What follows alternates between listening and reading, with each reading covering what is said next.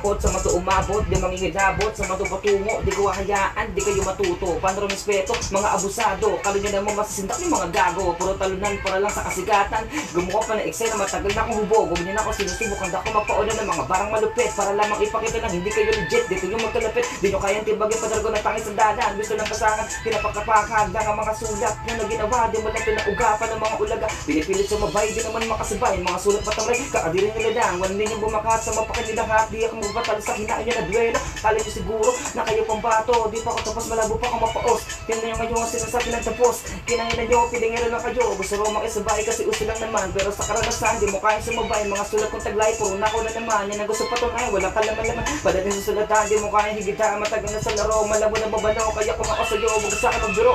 Di ko obra sa dami na pinagdaanan. Pinag-aaralan ko ang mga sulat, di nagbasa sulat. Padating sa dulo, mga kataga ko, di mo masaulo. Meron pinuputo, tago sa sentido. Kung ako sa'yo, matuturo respeto. Kala mo kung sino, walang sinisino. Mapagbalat kayo, di ako takot sa'yo. Sama-sama pa kayo.